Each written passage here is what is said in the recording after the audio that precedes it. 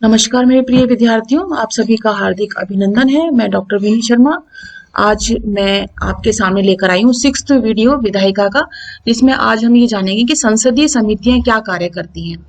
विद्यार्थियों, मैंने आपको यह बताया कि संसद में जब विधि निर्माण की प्रक्रिया चलती है, तब संसद की विभिन्न समितियां बनाई जाती हैं और उन विभिन्न समितियों के माध्यम से संसद की एक एक बात पर, एक एक लाइन पर विषयवार चर्चा होती है और खूब बहस होती है, और उसके बाद जो रिपोर्ट तैयार की जाती है वह लोकसभा या राज्यसभा जिस भी सदन में भेजना हो उस सदन में भेजी जाती है। तो विद्यार्थियों, इसी को हम विस्तृत रूप से पढ़ते हैं कि संसदीय समितियां वास्तव में करती क्या हैं। विभिन्न विधायी कार्यों के लिए समितियों का गठन संसदीय कामकाज का एक महत्वपूर्ण पहलू होता है। विद्यार्थियों, ये समितियां केवल कानून बनाने में ही नहीं, वरन सदन के दैनिक कार्यों में भी महत्वपूर्ण भूमिका निभाती हैं। चूंकि संसद केवल अपने अधिवेशन के दौरान ही बैठती है, इसलिए उसके पास अत्यंत सीमित समय होता है।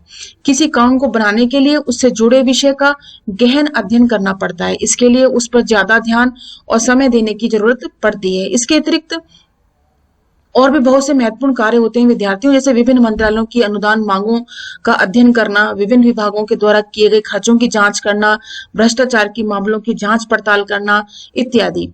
संसदीय समितियां यह सब कार्य करती हैं। 1983 से भारत में संसद की स्थायी समितियों की प्रणाली विकसित हो गई है और विभिन्न विभागों से संबंधित ऐसी समितियां जो हैं 20 हैं। स्थायी समितियां विभिन्न विभागों के कार्यों, उनके बजट खर्चे और उनसे संबंधित विधेयकों की देखरेख भी करती हैं। स्थायी समितियों के अतिरिक्त अपने देश में संयुक्त संसदीय समितियां भी हैं, जो अत्यंत महत्वपूर्ण कार्य करती हैं और महत्वपूर्ण स्थान भी रखती हैं अपना। इन समितियों में संसद के दोनों सदनों के सदस्य होते हैं, लोकसभा के भी होते हैं और राज्यसभा के भी सदस्य होते हैं। संयुक्त संसदीय समितियों का गठन किसी विधेयक पर संयुक्त चर्चा अथवा वित्तीय अनियमितताओं की जांच के लिए किया जा सकता है। जैसा कि विद्यार्थियों, मैंने आपको बताया था, जब विधि में निर्माण की प्रक्रिया शुरू होती है, तब लोकसभा और राज्यसभा किसी भी प्रकार से विधेयक पर कोई वाद विवाद हो जाता है या कंट्रोवर्सी, मतलब भिन्नता हो जाती है, कंट्रोवर्सी हो जाती है, तब संयुक्त चर्चा होती है। और संयुक्त चर्चा संयुक्त समिति के माध्यम से होती है, जिसमें लोकसभा और राज्यसभा के सदस्य होते हैं और उनके आधार पर विधेयक के हर एक पहलू पर चर्चा होती है और फिर निर्णय किया जाता है। तो वित्तीय अनियमितताओं की जांच के लिए भी यह किया जा सकता है। समितियों की इस व्यवस्था ने संसद का कार्यभार हल्का कर लिया। मतलब संसदीय समितियों के जो ये व्यवस्था करने वाली बात है, इसमें संसद ने अपना कार्यभार जो है, बोझ जो है, वो बहुत काफी कुछ हल्का कर लिया है। इनके माध्यम से अनेक महत्वपूर्ण विधेयकों को समितियों को भेज दिया जाता है और संसद ने समितियों द्वारा किए गए काम में छिटपुट बदलाव करके उसको मंजूरी भी दे दी है। कानूनी नजरिए से देखें तो संसद की मंजूरी के बिना तो बजट पास हो सकता है और न ही कोई विधेयक कानून बन सकता है। मतलब संसदीय समितियों की आवश्यकता इतनी जरूरी होती है कि संसदीय समितियों के बावजूद संसद की मंजूरी भी उनमें आवश्यक होती है, कि संसद की मंजूरी भी उनमें होनी जरूरी है, तभी जाकर के वे बजट पास होगा और विधेयक कानून बनेगा। किंतु यह बात भी सच है कि समितियों द्वारा दिए गए सुझावों को संसद शायद ही कभी नामंजूर करती हो, लेकिन व्यवहारिक धरातल पर हम देख सकते हैं कि संसदीय समितियों के द्वारा दिए गए जो सुझाव हैं, उन्हें नकारा नहीं जाता है, उन पर ध्यान दिया जाता है और उनके द्वारा दिए गए सुझावों को मंजूर भी कर लिया जाता है। अब एनवी गाडगिल हैं, वो कहते हैं, जहां तक विधायिका की प्रकृति का सवाल है तो उस पर कुछ प्रतिक्रियाएं, बाधाएं देखें तो विधायिका पर कोई बाध्यता नहीं है। संसद अथवा विधायिका की संप्रभुता पर कोई भी सीमा नहीं है। ये एनवी गाडगिल ने संविधान सभा के वाद विवाद के खंड 11 पृष्ठ 659 और 18 नवंबर 1949 में कहा था। अब विद्यार्थियों, हम बात करते हैं कि संसद स्वयं को कैसे नियंत्रित करती है। पिछले वीडियो में हमने पढ़ा था कि संसद कार्यपालिका को कैसे नियंत्रित करती है। अब फिर उसके बाद देखा हमने संसदीय समिति क्या कार्य करती है। संसद में जो समितियां हैं वो संसद के कार्यभार को बहुत हल्का कर देती हैं और संसदीय समितियां हर एक विषय पर, हर एक लाइन पर, हर बिंदु पर बहस करती हैं, चर्चा करती हैं और उसके बाद कहीं जाकर के वो सलाह देती हैं, सुझाव देती हैं और उनके बाद संसद उन पर निर्णय करती है। राइट। अब बात आती है कि संसद अपने आप को कैसे नियंत्रित करती है, ऐसे कौन से साधन हैं जिनके माध्यम से वे अपने आप को कंट्रोल करती है, अपने आप को सीमित करती है। पहले भी हम पढ़ चुके हैं विद्यार्थियों की संसद बहस मुबाहिसे का मंच है मतलब वाद विवाद का एक मंच है। बहस मुबाहिसे के जरिए ही संसद अपने सभी जरूरी कार्यों को पूरा करके अंजाम देती है। ये सार्थक है विद्यार्थियों और अनुशासित ढंग से होना भी आवश्यक है, ताकि संसद की कार्यवाही आसानी से चल सके और उसकी गरिमा भी बनी रहे। खुद संविधान में संसद की कार्यवाही को सुचारू ढंग से चलने के लिए प्रावधान बनाए गए हैं और संसद का अध्यक्ष विधायिका की कार्यवाही के मामले में सर्वोच्च अधिकारी होता है। अब देखो ये कार्टून जो बताया गया है वो क्या कहता है कि अच्छा तो कानून बनाने वालों पर भी कुछ कानून लागू हो सकते हैं, मतलब संसद भी क्या अपने आप को नियंत्रित कर सकती है। तो मतलब क्या हुआ, संसद की कार्यवाही को सुचारू ढंग से चलाने के लिए भी बहुत से प्रावधान होते हैं और सदन का जो अध्यक्ष होता है यानी विधायिका की जो कार्यवाही के मामले में वो सर्वोच्च अधिकारी होता है, जिसको हम स्पीकर भी कहते हैं। तो देखो विद्यार्थियों, वॉकआउट नहीं आउट किए गए हैं, मतलब संसद का सत्र चल रहा है और उसमें क्या मतलब ये वॉकआउट नहीं कर रहे हैं, इनको आउट कर दिया गया है। क्यों? क्योंकि इन्होंने संसद की गरिमा की अवहेलना करी है, उनका अनुशासन की अवहेलना करी है, इसलिए इनको पार्लियामेंट से बाहर निकाल दिया गया है। इन सदस्यों को वॉकआउट नहीं किया गया, इन्हें अध्यक्ष ने बाहर निकाल दिया। क्या ऐसी स्थिति अक्सर होती है? हाँ, देखने को मिलती है कि ये स्थिति होती है और उसके अध्यक्ष जो है अनुशासन बनाए रखने के लिए ऐसे सांसदों को बाहर भी कर सकता है। मुझे समझ में नहीं आता कि नेता अपना दल क्यों बदलते हैं। क्या वे कभी अपनी उस पार्टी में लौट कर आते भी हैं जो उन्होंने छोड़ दी थी? अब देखो ये बहुत ही महत्वपूर्ण बात है जो इस कार्टून के द्वारा बताई गई है। एक और तरीके से भी सदन का अध्यक्ष अपने सदस्यों के व्यवहार को नियंत्रित करता है। आपने शायद दल बदल निरोधक कानून के बारे में भी सुना होगा। विधायिका के अधिकतर सदस्य किसी न किसी दल के टिकट पर चुने जाते हैं। यदि चुने जाने के बाद वे अपनी पार्टी छोड़कर चाहें तो क्या होगा? स्वतंत्रता के काफी समय बाद ये समस्या बनी रही। मतलब बहुत सारे दलों में क्या होता था कि जो पार्टी जीत जाती थी हमेशा जो सत्तारूढ़ दल है उसमें शामिल हो जाया करते थे और अपने दल को छोड़ करके वापस उसमें चले जाते। मतलब कहने का मतलब है जहां जिस पार्टी से उसको टिकट मिला वहां चले गए और जो पार्टी जीत गई उसमें बदल दिए। मतलब ये आना और जाना जो है वो तीव्र गति से होता था, दल बदल जो है तीव्र गति से होता था। अंततः दलों में इस बात पर आम सहमति बनी कि किसी दल के टिकट पर निर्वाचित विधायक या सांसदों को दल बदल करने से रोका जाना चाहिए। इसके लिए 1985 में संविधान का 52वां 52 संविधान संशोधन हुआ और इसे दल बदल निरोधक कानून भी कहा गया और इसे बाद में 91वें संविधान संशोधन द्वारा फिर से दोबारा संशोधित किया गया, क्योंकि बहुत सी कमियां 52 में देखी गई संविधान संशोधन में, फिर उसको 91 में पूरा भी किया गया। सदन का अध्यक्ष दल बदल से संबंधित विवादों पर अंतिम निर्णय लेता है। कौन लेता है? सदन का जो अध्यक्ष होता है, स्पीकर होता है, वो दल बदल से संबंधित जो विवाद होते हैं उन पर निर्णय लेता है। फाइनली वो निर्णय लेता है। यदि ये सिद्ध हो जाए कि किसी सदस्य ने दल बदल किया है तो उसकी सदन की सदस्यता समाप्त हो जाती है। इसके अतिरिक्त ऐसे दल बदलों को किसी भी राजनीतिक पद जैसे मंत्री के लिए अयोग्य घोषित कर दिया जाता है। दल बदल क्या है? यदि कोई सदस्य अपने दल के नेतृत्व के आदेश के बावजूद सदन में उपस्थित नहीं होता तो दल के निर्देश के विपरीत सदन में मतदान करे अथवा स्वेच्छा से दल की सदस्यता त्याग पत्र दे दे तो उसे दल बदल कहते हैं। दल बदल क्या है? देखो आपने समझा, यदि कोई सदस्य अपने दल के नेतृत्व के आदेश के बावजूद भी सदन में उपस्थित नहीं होता है या दल के निर्देश के विपरीत सदन में मतदान करता है और स्वेच्छा से दल की सदस्यता त्याग पत्र देता है तो उसे क्या कहेंगे? दल बदल कहते हैं। तीनों ही परिस्थितियों में दल बदल कहा जाएगा। विगत 20 वर्षों में यह अनुभव बताता है कि दल बदल निरोधक कानून दल बदल को रोकने में सफल नहीं हुआ, लेकिन इसने किसी दल के प्रधान नेता और अध्यक्षों को विधायिका के सदस्यों के विरुद्ध अतिरिक्त शक्तियां भी प्रदान की हैं। अब निष्कर्ष रूप में हम देखें बच्चों, क्या आपने संसद की कार्यवाही का टेलीविजन पर आंखों देखकर प्रसारण देखा है? ये हमने पहले ही बात की आपसे। और आपको सदन में इंद्रधनुष की तरह रंग बिरंगी वेशभूषाएं दिखाई देंगी जो देश के विभिन्न क्षेत्रों का प्रतिनिधित्व भी करती हैं। सदन की कार्यवाही के दौरान सदन सदस्य भिन्न भिन्न भाषाएं भी बोलते हैं, विभिन्न जाति, धर्म और संप्रदायों से आते हैं। वे प्राय एक दूसरे का प्रबल विरोध भी करते हैं। अनेक अवसरों पर ऐसा भी देखा गया है बच्चों कि वे देश का समय और धन भी बर्बाद करते हैं।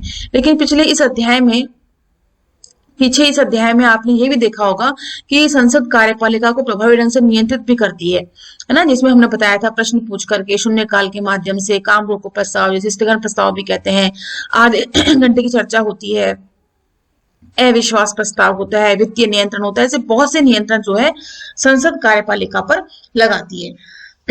वे हमारे समाज के विभिन्न वर्गों के हितों की भी अभिव्यक्ति करते हैं। अपनी खास बनावट के कारण संसद सरकार के सभी वर्गों सभी अंगों में सबसे ज्यादा प्रतिनिधियात्मक होती है और संसद में विभिन्न सामाजिक पृष्ठभूमि वाले सदस्यों की मौजूदगी होती है।